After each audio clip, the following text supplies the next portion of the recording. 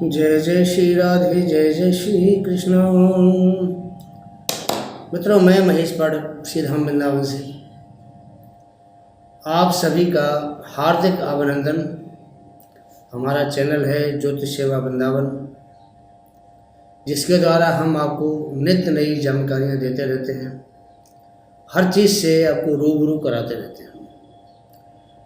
आज की जो बात है, आज का जो वीडियो है, आज का जो टॉपिक है, सब्जेक्ट है, वो है गुरु का राशि परिवर्तन, जो अभी आगामी 22 अप्रैल को होने वाला है और जहाँ उसकी प्लेसमेंट हो रही है वो स्थान है मेष राशि।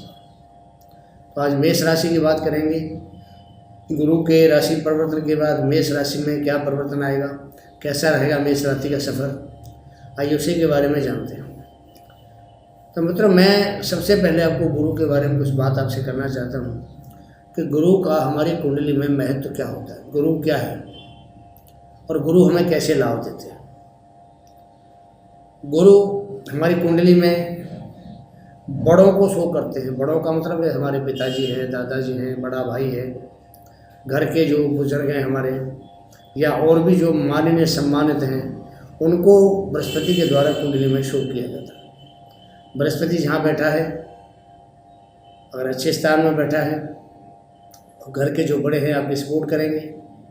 और अगर बृहस्पति किसी त्रिक भाव के अंदर अगर बैठ गया जाके, त्रिक भाव में 6, 8, 12 भाव आता है, तो बड़ों की सपोर्ट आपको कम मिलेगी। ऐसा मेरा अपना अनुमान है और मेरा अपना एक पीछे तजुर्बा भी है, जो काफ़ी 20-25 साल से मैंने हासिल किया है।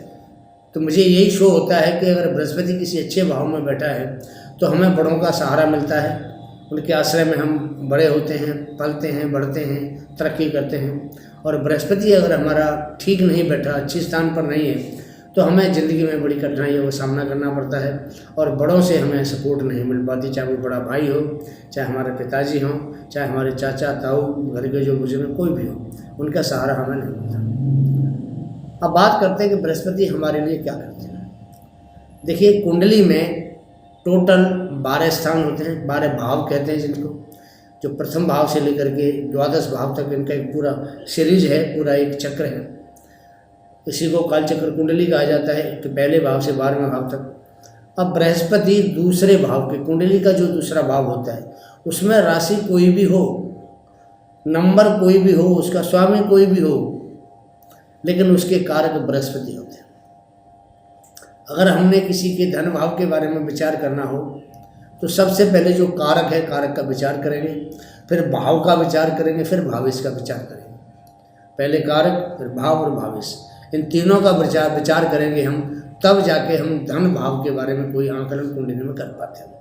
यही जो सूत्र है कुंडली के हर भाव के ऊपर लागू होता है, भाव, भावेश और कारक। तो द्वितीय भाव के कारक बृहस्पति हैं, पंचम भाव के कारक बृहस्पति हैं। अगर हमने संतान के बारे में विचार करना है किसी के प्रति, तो पंचम भाव में भाव भावेश के साथ में कारक जो बृहस्पति, उनका विचार करना पड़ेगा, तभी हम उसके बारे में सही फलादेश कर पाएंगे। तीसरा जो कारक भाव है उसको कहते हैं भाग्य, 9th हाउस। उसमें नंबर कोई भी हो, राशि कोई भी हो, लेकिन अगर हमने किसी के भाग्य का विचार करना है तो साथ में हमें उसके कारक बृहस्पति हैं, उनके बारे में भी जरूर विचार करना पड़ेगा, तभी किसी भाग्य के बारे में हम किसी के बारे में भविष्यवाणी कर पाएंगे। चौथा भाव जो होता है वो है दशम भाव, जिसको कर्म भाव कहते हैं। कर्म भाव के बृहस्पति कारक हैं। तो अगर हमने किसी के काम के बारे में, किसी के प्रोफेशन के बारे में अगर हमने कोई भविष्यवाणी करनी है, तो भाव भावेश के साथ में हमें कारक का भी ध्यान रखना पड़ता है कि कारक कौन है और वो क्या, उनका फल क्या, परिणाम क्या रहेगा। अगला जो भाव है, इसको आखिरी भाव कह सकते हैं, वो है लाभ भाव। लाभ का मतलब जिंदगी में हमने जो काम किया या हम रोज़ाना जो काम करते हैं, उस काम से हमें रोज़ाना जो आय होती है, इनकम होती है, उसको जो बेनिफिट कहा जाता है, उसको लाभ कहा जाता है, उस भाव के स्वामी कारक भी, उसके कारक भी बृहस्पति है। राशि कोई भी हो सकती है यहाँ, लेकिन उसके जो कारक है लाभ के बृहस्पति हैं। और वैसे भी 11th हाउस बनता है हमारा लाभ भाव का जो भाव है, लाभ का, तो उसमें तो कोई भी ग्रह बैठ जाए सभी ग्रह लाभ देते हैं, लेकिन वहाँ फिर भी कारक भाव का विचार करना अत्यंत आवश्यक है। तो बृहस्पति के बारे में आपने देखा कि ज़्यादातर जो कुंडलियों के स्थान हैं अच्छे अच्छे, धन भाव है, संतान भाव है, भाग्य है, कर्म है, लाभ है, इनके जो कारक हैं वो बृहस्पति हैं। तो कुंडली में सबसे ज़्यादा जो एक महत्व रखते हैं हमारे जीवन में वो बृहस्पति देवता है। और बृहस्पति जो है वो देवताओं के गुरु हैं। गुरु और भी है, शुक्राचार्य भी है, लेकिन शुक्राचार्य राक्षसों का गुरु है, उसको 2 स्थान प्राप्त हैं। दूसरा धन भाव का स्वामी उसको बनाया गया हमारी कुंडली में, और एक सप्तम भाव जो पत्नी का भाव होता है उसका स्वामी उसको बनाया गया है। कारक भी है उसका, वो स्वामी भी है। कालचक्र कुंडली में वो कारक भी बनता है और उसका स्वामी भी बनता है, लेकिन ज़्यादा महत्व बृहस्पति को दिया जाता है क्योंकि बृहस्पति 5 भावों के कारक है। अब हम देखते हैं कि बृहस्पति का जो गोचर है अभी मीन राशि से और आपके मेष राशि में अपने भाव से वो दूसरे भाव में आ रहे हैं। मीन राशि उनकी अपनी राशि है, पिछले 1 साल से वहाँ बैठे हुए थे वो। अब 12 साल के बाद में 2011 के बाद में पहली बार बृहस्पति मेष राशि में अपना स्थान परिवर्तन कर रहे हैं। मेष राशि मीन राशि से दूसरा भाव बनता है, तो वो तो मीन राशि का इशू है, जब मीन राशि का वीडियो बनाएंगे फिर बताएंगे कि मीन राशि के लिए बृहस्पति कितने फायदेमंद है, कितने कारगर है। अभी जो बात कर रहे हैं वो मेष राशि की बात हो रही है कि मेष राशि में 22 अप्रैल को बृहस्पति का पदार्पण हो रहा है। तो ये जो ट्रांजिट है, ये ट्रांजिट जो है ये कैसा रहेगा मेष राशि के जातकों के लिए। हमारी कुंडली में एक त्रिकोण बनता है, 1st हाउस, 5th हाउस और 9th हाउस। 3 भाव होते हैं कुंडली के जो सबसे मेन हैं। पहला भाव होता है हमारा लगन, जो हमारा शरीर होता है। 5म भाव होता है हमारे जो संचित कर्म होते हैं, जिनको हम पीछे करके आए होते हैं, वो संचित कर्म हम 5म भाव से देखते हैं। हमारा जो प्रारब्ध होता है उसको हम 9वें भाव से देखते हैं, 9th हाउस से देखते हैं। कुंडली के अंदर 4 पोजीशन होती हैं। 12 भाव को हमने 4-4 के हिसाब से 3 जगह उसको डिवाइड किया हमने। तो पहला भाव, दूसरा, तीसरा, चौथा एक टॉपिक पे आते हैं। 5वां, 6वां, 7वां, 8वां दूसरे टॉपिक पे आते हैं, और 9वां भाव, 10वां, 11वां, 12वां एक टॉपिक पे आते हैं। अब पहले टॉपिक के अंदर क्या आता है? पहले आता है धर्म, पहला भाव। दूसरा भाव आता है अर्थ का, धन का। तीसरा भाव आता है धर्म, अर्थ, काम का, काम वासना, काम इच्छा, इच्छा, कामना। और जो चौथा भाव होता है वो मोक्ष का होता है। तो कुंडली में जो मैंने आपको पहले त्रिकोण का जो भाव बताया, 1, 2 और 3, 4, धर्म, अर्थ, काम और मोक्ष 4 स्थान होते हैं। उसी का दूसरा जो त्रिकोण का दूसरा पार्ट है 5म भाव से लेकर 8म भाव तक, उसके अंदर भी 5म भाव धर्म का है, 6ठा भाव अर्थ का है, 7म भाव काम इच्छा का है, 8म भाव मोक्ष का है। तीसरा अगर हम लेते हैं त्रिकोण का तीसरा जो एक अंग है वो है भाग्य भाव। भाग्य को हम धर्म का भाव भी कहते हैं। और जो 10म भाव है वो अर्थ का भाव होता है। 11वां भाव काम का है, 12वां भाव मोक्ष का है। तो हमारी कुंडली में जो धर्म के स्थान हैं पहला, 5वां और 9वां 3 भाव हैं। इनके बिना हमारी कुंडली अधूरी है। कोई भी राशि किसी भी भाव में बैठ जाए, 5म में या 9वें भाव में या पहले भाव में, उससे कोई फर्क नहीं पड़ता है राशि से। वो एक अलग चीज़ है कि कौन सी राशि, क्योंकि 24 घंटे में 12 लगन होती हैं, तो कोई न कोई सी लगन तो उदित होगी जब किसी बच्चे का जन्म होता है। और जब लगन उदित होती है तो उसके अकॉर्डिंग ही फिर हम पूरी कुंडली का फलादेश करते हैं। तो मैं आपको कालचक्र कुंडली का एक जो रूल है वो आपको बता रहा हूँ। पहला भाव, 5वां भाव, 9वां भाव, ये 3 भाव होते हैं धर्म के, और इनके बिना हमारी कुंडली अधूरी है। कि बिना धर्म के हम जी नहीं सकते, क्योंकि धर्म नहीं है तो कुछ भी नहीं है। धर्म करेंगे, धर्म के अंदर देवी देवताओं की पूजा पाठ आता है, साधना आती है, दान आता है, परोपकार आता है, इंसानियत आती है, मानवीयता आती है। धर्म के अंदर सारी चीज़ें समाहित हैं। अगर ये हमारी ज़िंदगी से निकल गई तो हमारा जीना दुनिया में बहुत मुश्किल हो जाएगा, हम जी नहीं पाएंगे। पहला धर्म भाव है मेष राशि। उस धर्म भाव में नवम भाव का जो स्वामी है, खुद धर्म का जो कारक है और खुद भाग्य का भी मालिक भी और कारक भी है, उसका जो राशि परिवर्तन मेष राशि में हो रहा है। मित्रों, वीडियो थोड़ा लंबा जरूर बनाऊंगा, लेकिन आपको पूरी जानकारी के साथ बताऊंगा कि धर्म क्या होता है और बृहस्पति का हमारी कुंडली में महत्व क्या है। वीडियो अंत तक देखें, समझ आएगा आपको। अच्छी अच्छी बातें आपको और बताई जाएंगी अभी, और सब आपके लिए बहुत ही लाभकारी बात है। एक धर्म भाव के अंदर दूसरे धर्म भाव का स्वामी और धर्म भाव का कारक भाव में आके बैठता है। पहला भाव धर्म का है, धर्म का कारक बृहस्पति है, तो बृहस्पति का पहले भाव में बैठना मतलब धर्म का कारक भाव में बैठा हुआ है। हालांकि मेष राशि के जो कारक हैं सूर्य बनते हैं उसकी लगन के हिसाब से, लेकिन प्रथम भाव को हम धर्म का भाव मानते हैं, तो यहाँ के जो कारक हैं धर्म के कारक बृहस्पति बनेंगे। एक धर्म भाव का कारक और वहाँ का स्वामी मालिक, भाग्य का मालिक अगर मेष राशि में दूसरे धर्म भाव में आके बैठता है और वहाँ से उसकी दृष्टियाँ, मैंने देखो आपको पहले भी कई बार बताया, आज फिर आपको बता रहा हूँ कि बृहस्पति जहाँ बैठते हैं वहाँ से ज़्यादा जहाँ बृहस्पति की दृष्टि होती है वहाँ पर वो अमृत की वर्षा करते हैं। तो बृहस्पति की दृष्टि बहुत ज़्यादा महत्वपूर्ण मानी जाती है। जहाँ बैठे वहाँ तो लाभ करेंगे ही करेंगे, लेकिन जहाँ उनकी दृष्टि जाती है वहाँ पर बैठे हुए स्थान से ज़्यादा लाभ बृहस्पति का हमें प्राप्त होता है। बृहस्पति अगर किसी के 1 नंबर भाव में लगन में बैठे हुए, मेष राशि या राशि में बैठे हुए, पहली जो दृष्टि जाएगी वो उनकी पंचम भाव पर जाती है, दूसरी दृष्टि जाएगी सप्तम भाव पर जाती है, तीसरी जो दृष्टि जाएगी नवम भाव पर जाती है। बृहस्पति की 3 दृष्टियाँ हैं, पहली दृष्टि 5वीं है, दूसरी सप्तम है और तीसरी नवम है। इनको 3 स्पेशल दृष्टियाँ प्राप्त हैं। कुंडली में ऐसे ग्रह कम हैं जिनको 3 दृष्टियाँ प्राप्त हैं।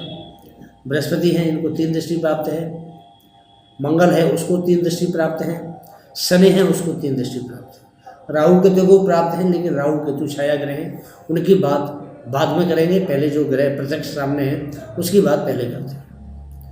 बृहस्पति को 3 दृष्टियाँ प्राप्त हैं। अब देखिए धर्म का जो स्वामी मालिक बनके और धर्म के भाव में आया तो वो क्या करेगा। मेष राशि में आने के बाद में वो जो धर्म की एक परिभाषा होती है, उस परिभाषा को चरितार्थ करते हुए वो धर्म को बढ़ावा देगा। Point number 1। दूसरा पॉइंट, ये धन भाव का कारक है, धन की बढ़ोतरी करेगा। थर्ड पॉइंट, संतान का कारक है, विद्या का, बुद्धि का, ज्ञान का कारक है, उसकी बढ़ोतरी करेगा। तीसरा पॉइंट बता रहा हूँ, सप्तम भाव का ये दृष्टि जा रही है बृहस्पति की। सप्तम भाव पत्नी का भाव होता है और पति का भी भाव होता है। स्त्रियों की कुंडली में पति का भाव और पुरुषों की कुंडली में पत्नी का भाव होता है। अब पत्नी के कारक शुक्र हैं, पति के कारक बृहस्पति है। तो सप्तम भाव पे जब बृहस्पति की दृष्टि जाती है तो जिन महिलाओं की कुंडली में ये पति के कारक हैं उसके भाव को बल मिलेगा, बढ़ाएंगे। अच्छा पति प्राप्त होगा, ज्ञानवान पति प्राप्त होगा, सूझबूझ वाला पति प्राप्त होगा ऐसी महिलाओं को। सप्तम भाव से हम और भी विचार करते हैं, पार्टनरशिप का विचार करते हैं। पार्टनरशिप 2 तरह की होती है, एक तो पति पत्नी की पार्टनरशिप और दूसरी होती है व्यापार की पार्टनरशिप। इन दोनों चीज़ों का विचार सप्तम भाव से करते हैं। तो जो पार्टनरशिप बिजनेस की होती है, तो बृहस्पति अगर 1 नंबर में बैठा हुआ है, लगन या राशि में बैठा है, मेष राशि में बैठा है, तो सप्तम भाव उसकी दृष्टि जा रही है। तुला राशि है, तुला राशि बैलेंस्ड राशि है, हर चीज़ को बैलेंस करके चलने वाली है। अब वहाँ बृहस्पति जैसे ग्रह की अगर उसकी दृष्टि आती है तो वो हर चीज़ को नाप तोड़ के बैलेंस करके काम करेगा, घाटे वाला काम नहीं करेगा। हर चीज़ को नापेगा, तोलेगा, समझेगा, फिर काम करेगा। अगली बृहस्पति की जो दृष्टि आती है भाग्य के ऊपर जाती है। अब भाग्य क्या है? भाग्य हमारा प्रारब्ध है। प्रारब्ध मैंने आपको पहले कई वीडियो में समझाया कि प्रारब्ध क्या होता है। प्रारब्ध वो होता है जो पीछे हम करके आए हैं, 1 जन्म, 2 जन्म, 3 जन्म, 7 जन्म तक हम प्रारब्ध में लेके चलते हैं कि 7 जन्म तक हमने जो जो कर्म पीछे किए हैं अच्छे किए अच्छा परिणाम, और खराब किए तो खराब परिणाम। ये तो बनी हुई बात है, जैसे ही कर्म करेगा परिणाम उसी के अनुसार प्राप्त होगा। तो जो मनुष्य जन्म मिला है हमें, ये मनुष्य जन्म उन्हीं को मिलता है जिनके कर्म अच्छे होते हैं। हमारे शास्त्रों में कहा है कि बड़े भाग्य मानुष तन पावा, और सुर दुर्लभ सब ग्रंथन गावा। ये मनुष्य का शरीर है, ये बड़े भाग्यवान जो होते हैं उनको मिलता है। देवताओं के लिए भी इसको पाना बहुत मुश्किल है। क्यों? इसका कारण है, इसका कारण ये है कि मनुष्य योनि हमें जो मिलती है, हमने अगर कोई भी पाप किया है और हमें उसका प्रायश्चित करना है, तो मनुष्य योनि से बढ़ करके कोई योनि नहीं है जिसमें हम उस पाप का प्रायश्चित कर पाए। अब देखिए ना, कोई जानवर है, 4 पैर का है, 2 पैर का है, कोई जलीय जीव है, कोई ऊपर आसमान में उड़ने वाले पक्षी हैं, ये प्रायश्चित नहीं कर पाए। मनुष्य योनि ही एक ऐसी योनि है, इसमें आकर के हमने अगर कोई पाप कर्म किया है, गलत विषय हम करके आए हैं, तो उसका प्रायश्चित करने का मौका मिलता है। प्रायश्चित कितनी तरह से होता है? पूजा करके, पाठ करके, जप करके, तप करके, या साधना करके, या किसी को एक आत्मीय खुशी देके। तो मानो हमने किसी का पीछे दिल दुखाया और इस जन्म में मनुष्य योनि लेने के बाद हमने उसका किसी का दिल अच्छी तरह से खुश कर दिया उसको अपने किसी काम से, तो वो भी तो प्रायश्चित है। वहाँ पीछे दुखा के आए, उसका परिणाम मिल रहा है, अब उसको हमने सुखी कर दिया तो उसका प्रायश्चित हो गया। हिसाब बराबर। तो मनुष्य योनि में ही प्रायश्चित संभव है और किसी योनि में प्रायश्चित नहीं हो सकता। तो नवम भाव का जो हम बात कर रहे हैं, प्रारब्ध की बात होती है। तो प्रारब्ध जो लिखा है उससे हमारा भाग्य बनता है। बिना कर्म किए कई बार भाग्य का लिखा हुआ नहीं मिलता। आपने देखा बहुत लोग कहते हैं अरे भाग्य में लिखा हुआ तो मिल जाएगा, जो लिखा हुआ मिलेगा। नहीं, कर्म जरूरी है, कर्म तो करना पड़ेगा, क्योंकि कर्म के कारक भी बृहस्पति है, भाग्य का कारक भी बृहस्पति है। कर्म के स्वामी शनि हैं, कारक बृहस्पति है। देखिए, स्वामी शनि और कारक बृहस्पति। स्वामी का मतलब कर्म करने के लिए प्रेरित करना, और जब प्रेरित कर दिया, कर्म किया, तो उसका परिणाम बृहस्पति देते हैं धन के रूप में। तो उसके भी कारक बृहस्पति है कर्म के, और स्वामी उसके शनि बनते हैं। तो कर्म तो बहुत जरूरी है, बिना कर्म के तो गति नहीं है, कर्म तो करना पड़ेगा। अब भाग्य में जो लिखा है, क्योंकि बृहस्पति की जो 9वीं दृष्टि है वो आपके भाग्य भाव पे जाती है। अब भाग्य में जो लिखा हुआ है वो आपको अवश्य मिलेगा। अगर आपके भाग्य में सुख लिखा है, अच्छे कर्म करके आप आए हैं, अच्छा परोपकारी है, आप अपना ज़्यादातर समय भागवत कथा, भागवत भजन, उनमें भगवान का स्मरण, परोपकार करते हैं, दान करते हैं, दीन दुखियों की सेवा करते हैं, तो आपको उसका परिणाम बहुत अच्छा मिलेगा। बृहस्पति यही तो देने वाले होते हैं। चलो, ये तो आपको हमने बृहस्पति की दृष्टियों की बात बताई। अब बृहस्पति जहाँ गोचर में आए हैं वहाँ क्या करें? बृहस्पति का मेष राशि में आना एक बहुत बड़ा परिवर्तन है। मेष राशि मंगल के स्वामित्व की राशि है। मंगल की 2 राशियाँ है, पहली राशि मेष है, दूसरी राशि है वृश्चिक। मेष राशि क्षत्रिय राशि है जो कर्म में विश्वास करती है। मेष राशि वाले जाते ध्यान से सुने, मेष राशि कर्म में विश्वास रखने वाली राशि। ये कर्म लोग करते हैं और कभी भी किसी काम से हिम्मत नहीं हारते, कभी भी किसी काम से निराश नहीं होते। इनकी एक नेचर होता है, अगर इनका कोई काम खराब हो गया, इन्होंने कोई काम किया बिगड़ गया, तो थोड़ी देर तब अफसोस मनाएंगे, लेकिन दोबारा कुछ समय बाद उसी जोश खरोश के साथ फिर खड़े हो जाएंगे, फिर उसी काम को करेंगे, या कोई दूसरा नया काम शुरू करेंगे, उस काम को पूरे जोश खरोश के साथ करते हैं। तो यहाँ बैठ करके बृहस्पति उसी जोश खरोश को बढ़ाने वाला होगा, हिम्मत को बढ़ाने वाला होगा, और यहाँ बैठ करके इतना ज्ञान, आध्यात्मिक ज्ञान भी, तार्किक ज्ञान भी, और एक बुद्धि का ज्ञान भी, सारा ज्ञान यहाँ बृहस्पति देगा, क्योंकि पंचम का भी स्वामी है, पंचम भाव बुद्धि का भाव है।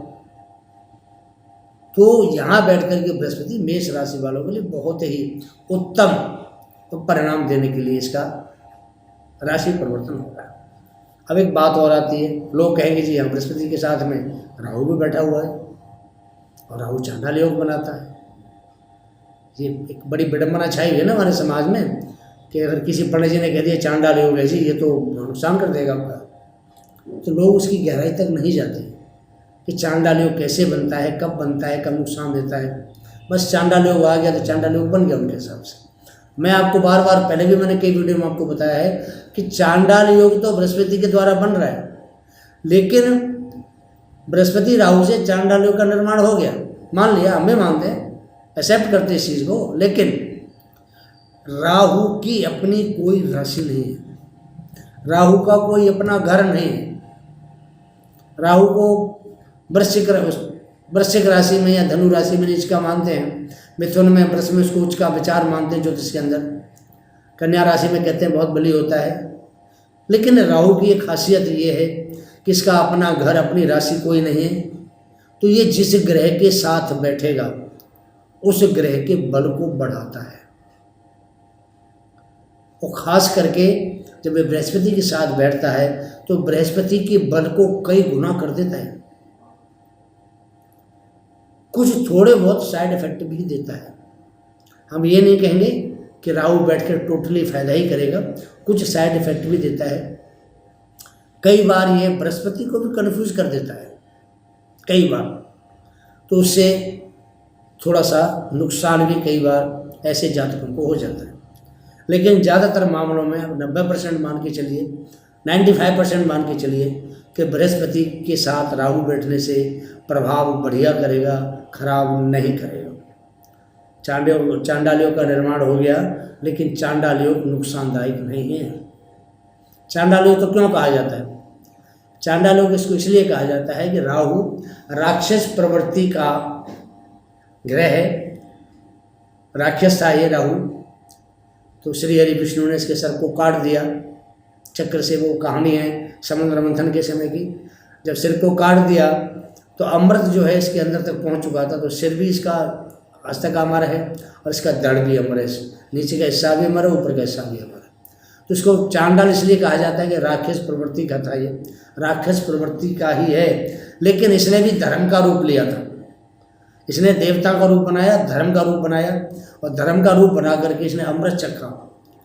तो इसको ये वरदान भी मिला हुआ है कि तू किसी अच्छे ग्रह के साथ बैठेगा तो उसके प्रभाव को बहुत कई गुना बढ़ा देगा, अच्छा प्रभाव देगा, और ख़राब ग्रह के साथ बैठेगा तो उसके प्रभाव को बढ़ा देगा कई गुना, उसका प्रभाव खराब रहेगा। इसलिए इसको चांडाल कहा जाता है। अब बृहस्पति के साथ बैठ करके इसका जो चांडाल का प्रभाव है वो बहुत न्यून रहेगा। मन में शंका ना लाइए कि बृहस्पति के साथ ये राहु बैठा है तो हमारा क्या नुकसान करेगा, आपका कोई बाल बांका नहीं कर सकता। और जब तक शनि की दृष्टि, देखिए शनि 11वें भाव में बैठा हुआ है, जब तक शनि की दृष्टि राहु के ऊपर बृहस्पति के ऊपर है, बृहस्पति राहु दोनों ही योग कारक बन के मेष राशि वालों के लिए बहुत ही भला करने वाले हैं। राहु मीडिया का कारक है, नेटवर्किंग का कारक है राहु, और राहु एक तरह से आदमी को मशहूर करता है, प्रसिद्धि करता है, फेमस करता है। अब मेष राशि में जैसे इसको बृहस्पति की सपोर्ट मिलेगी तो मेष राशि वालों को ये बहुत ज़्यादा फेमस कर देगा, दुनिया जानने लग जाती है मेष राशि वालों को। शनि की दृष्टि आने से प्रभाव लाभदायक रहेगा। जो इनका प्रोफेशन है मेष राशि का, कोई भी काम करते हो, बिजनेस करते हो, व्यापार करते हो, दुकानदारी करते हो, सेल परचेज का काम करते हो, या एक्सपोर्ट इम्पोर्ट का काम करते हो, हर काम में उनको लाभ रहेगा। तो राहु यहाँ बैठ करके परिणाम आशा के अनुरूप देगा, बढ़िया देगा, खराब नहीं देगा। हाँ, राहु जैसे ही चेंज करके इसको मीन राशि में जाएगा, उसका जो परिणाम है वो नेगेटिव शुरू हो जाएगा। तो जब तक राहु यहाँ बैठा है, अच्छा परिणाम मेष राशि वालों के लिए है। बृहस्पति का यहाँ जो गोचर है, 12 साल के बाद बृहस्पति यहाँ आए हैं, तो ये बृहस्पति यहाँ 1 साल रहेंगे, अब अप्रैल मई तक रहेंगे, मई 2024 तक। वहाँ तक बृहस्पति मेष राशि वालों के लिए धन धान्य से लेकर के, शिक्षा से लेकर के, शादी विवाह संबंध से लेकर के, भाग्य से लेकर के, कर्म से लेकर के, लाभ से लेकर के, हर तरीके से मेष राशि वालों की सपोर्ट करेंगे। अच्छी विद्या रहेगी, विदेशों में पढ़ाई कर सकते हैं, संभव है। जहाँ भी कंपटीशन में बैठेंगे इनकी जीत होगी। जिनकी शादी नहीं हो रही है, ऐसे जातकों की शादी के संबंध बनेंगे, शादियाँ होंगी इनकी, इनके घर में एक खुशहाल वातावरण बनेगा। भाग्य पे दृष्टि जाने से भाग्य से संबंधित जो जो चीज़ है सब मिलेंगी। भाग्य में अगर जमीन ज़्यादा लिखी है वो भी मिलेगी, प्रॉपर्टी मिलेगी, पैतृक संपत्ति भी आपको मिल सकती है। और धन खजाने की तो कोई दिक्कत है ही नहीं, क्योंकि मेष राशि वालों को शनि की वैसे ही लाभ भाव से दृष्टि आ रही है। अब कर्म का स्वामी, कर्म का मालिक, कर्म फल दाता, न्याय का दाता, वो स्वयं दृष्टि मेष राशि पे दे रहा है। साथ में बृहस्पति जो ज्ञान का, धन का भंडार है, भाग्य का मालिक है, सब कुछ है, वो वहाँ बैठा हुआ है। तो आप समझ सकते हैं मेष राशि का समय ये बहुत ही उज्ज्वल समय है और आने वाला टाइम बहुत बढ़िया रहेगा ये भी, और आने वाला और भी टाइम बहुत बढ़िया रहेगा। पीछे हमने वीडियो बनाए हैं 5-5 साल का, हमने भी समय दिया है मेष राशि वालों का, गोल्डन टाइम है उनका, अच्छा समय रहेगा, स्वर्णिम अवसर कह सकते हैं इसको। तो ये स्वर्णिम अवसर की शुरुआत है बृहस्पति के पदार्पण होने के बाद। बृहस्पति 22 अप्रैल को जैसे ही मेष राशि में आएंगे, मेष राशि का गोल्डन टाइम शुरू हो जाएगा। आप नोट कर लें इस चीज़ को, बढ़िया समय बिल्कुल आ गया है। अब खास करके तो ये हमने बृहस्पति की पूरे साल का आपको बता दिया, लेकिन बृहस्पति का टाइम आगे तक बहुत बढ़िया है। तो बृहस्पति दूसरे भाव में आएगा तो मेष राशि को फायदा करेगा। धन भाव का स्वामी धन भाव में बैठा है और इस लगन के लिए कारक है वो मेष राशि लगन के लिए, मेष लगन के लिए कारक होता है बृहस्पति। धन भाव में बैठेगा तो लाभ करेगा, तीसरे भाव में जाएगा तो लाभ करेगा, चौथे भाव में उसका बनता है तो लाभ करेगा, पांचवें भाव उसका अपना कारक भाव तो लाभ करेगा। तो कुल मिलाकर के बृहस्पति तो मेष राशि वालों को नुकसान करने के लिए है ही नहीं।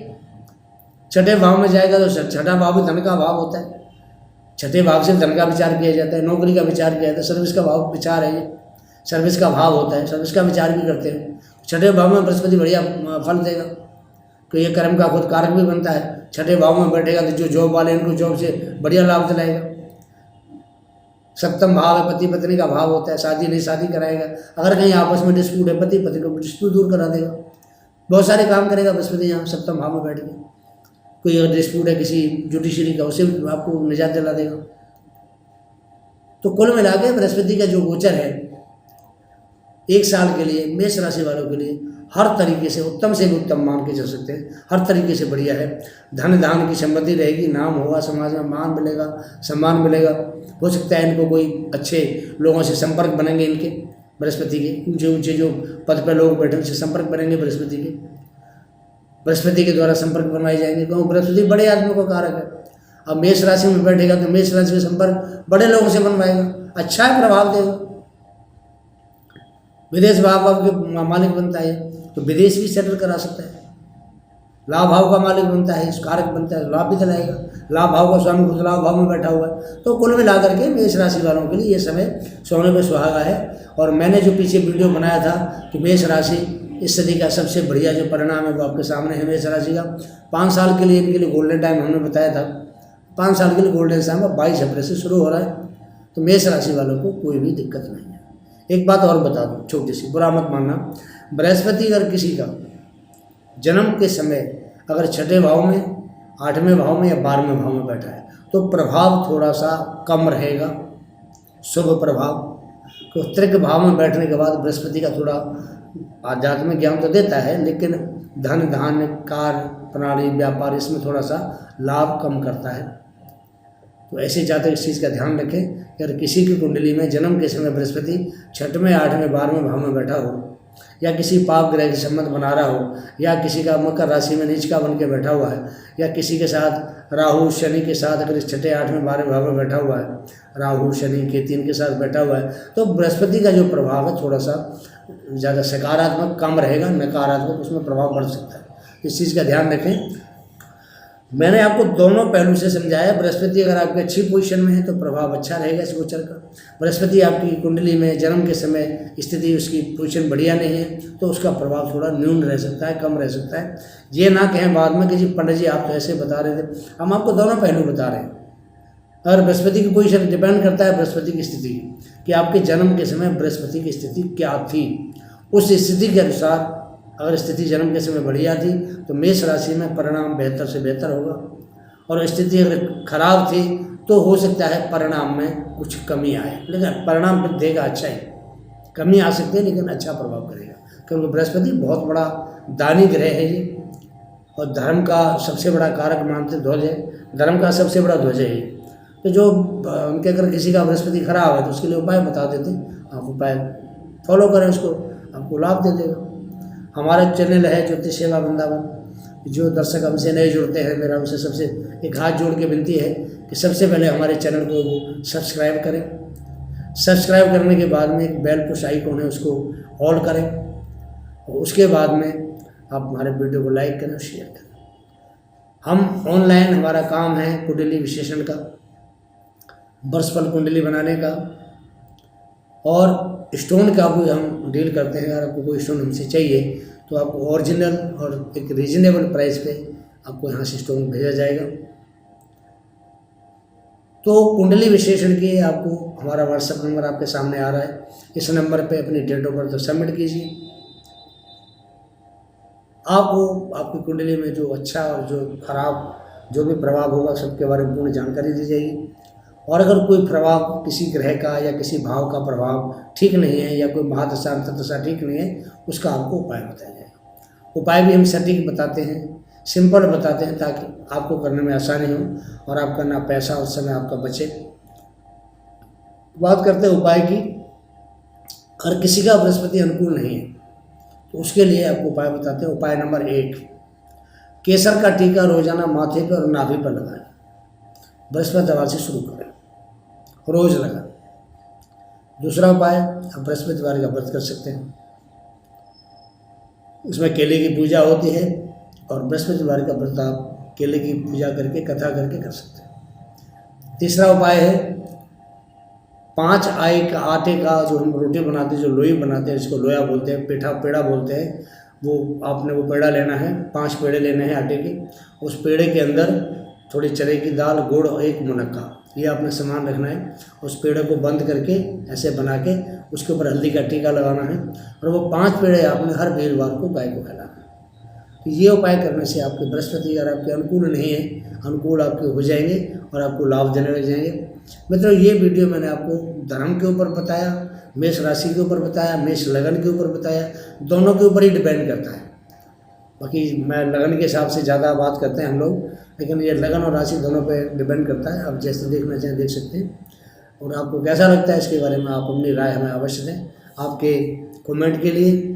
और आपको हमारे चैनल को फॉलो करके चलेंगे, प्रोग्राम को फॉलो करके चलेंगे, उसके लिए बहुत बहुत धन्यवाद, शुक्रिया, मेहरबानी। अगला वीडियो आपके सामने वृष राशि का शीघ्र से लेकर हाजिर होंगे कि वृष राशि में गुरु का जो गोचर है मेष राशि का, वो क्या प्रभाव देगा।